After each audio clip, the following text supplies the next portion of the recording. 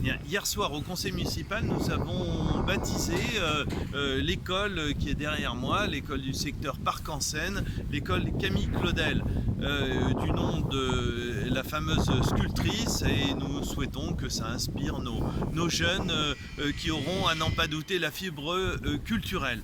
Donc après Michel-Ange, après Antoine Bourdelle, nous restons dans la thématique des sculpteurs sur ce secteur.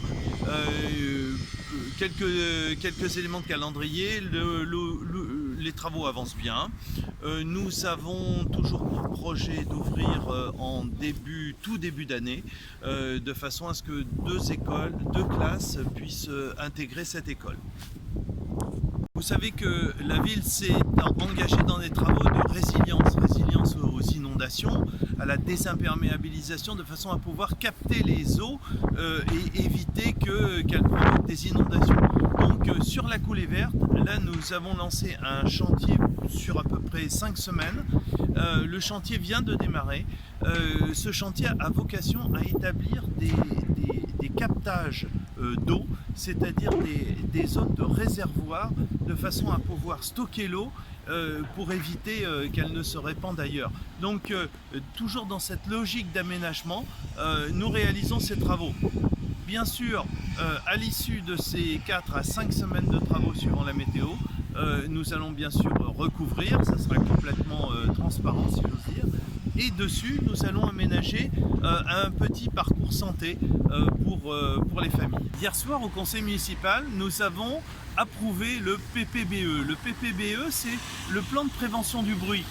Et donc, nous sommes engagés, la ville s'est engagée auprès de la métropole du Grand Paris pour un certain nombre de mesures, de préconisations. Donc, nous avons dans un premier temps approuvé le PPBE de la métropole, mais nous l'avons complété. Nous l'avons complété parce que nous portons un certain nombre d'idées qui sont de nature à limiter le bruit, puisque vous savez que ça affecte assez lourdement notre quotidien et que c'est un vrai problème de santé.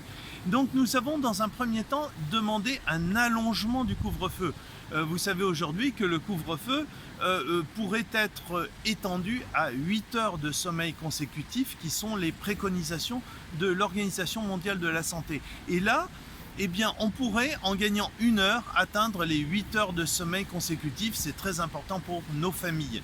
Et donc, c'est l'une de ces préconisations. En déplaçant simplement 6 avions, eh bien, on pourrait ainsi obtenir une rallonge du couvre-feu et ainsi pouvoir obtenir 8 heures de sommeil consécutif.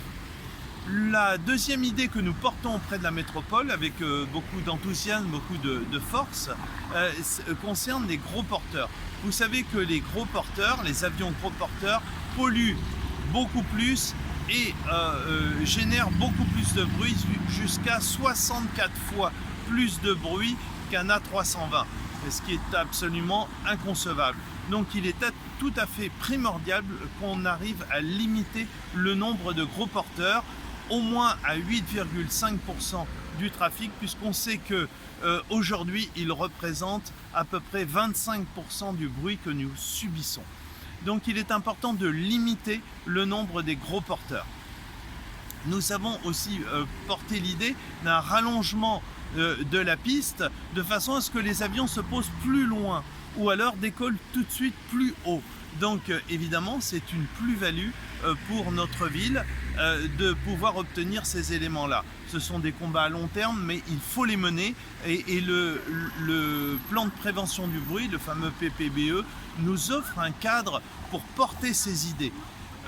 Une autre idée que nous portons avec force, c'est celle de se dire, après tout, aujourd'hui nous n'avons pas de bruit sur la piste 3, la piste principale ici, et donc nous avons pour idée de précisément de dire, mais écoutez, là aujourd'hui vous faites circuler tous les avions sur la piste 4, c'est-à-dire la piste qui se trouve largement désaxée, eh bien pourquoi ne pas répartir la même quantité d'avions sur ces 2 pistes, de façon à ce que ce ne soit pas les Villeneuvois, les Ablonnais, les gens de Saint-Georges, etc., qui soient toujours le plus affectés par ces problématiques d'avions et qu'on prenne le plus gros du trafic.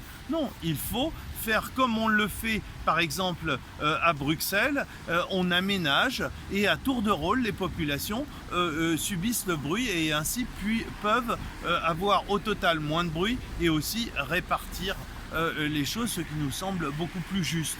Donc ce sont tous ces éléments concernant le bruit aérien qui sont portés, mais on le fait aussi pour le bruit ferré, puisque nous avons réclamé que soient installés davantage de murs anti-bruit sur les différentes voies ferrées qui passent dans notre ville.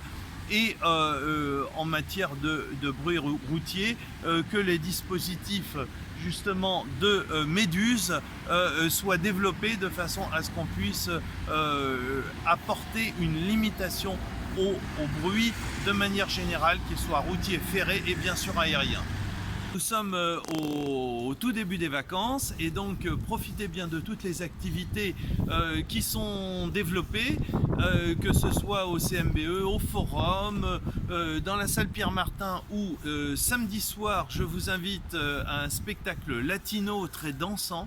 Et c'est Ricardo Mas qui se produit. Vous verrez, c'est haut en couleur et en musique. Et nous avons tout un programme qui se décline. Et notamment, je vous invite à suivre l'actualité que vous avez dû recevoir dans vos boîtes aux lettres au cours de ce mois d'octobre. Nous avons tout un programme vacances à l'accueil Jules Verne pour les jeunes, au forum, je vous l'ai dit. Et puis aussi, n'oubliez pas, mercredi 23 pour les enfants, cinéma jeune public avec le Roi Lion. Donc ça, c'est à 14h30 sur l'espace culturel. Donc n'hésitez pas, mercredi 23 pour les enfants, le spectacle jeune public du Roi Lion. Voilà. Dimanche 27, toujours le cinéma, c'est Le Dindon.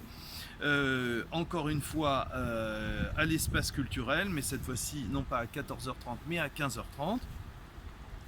Et encore mercredi, cinéma jeune public, Comme des bêtes 2, c'est le titre, à 14h30 sur l'espace culturel. Bref, profitez de vos vacances, je vous souhaite d'excellentes vacances.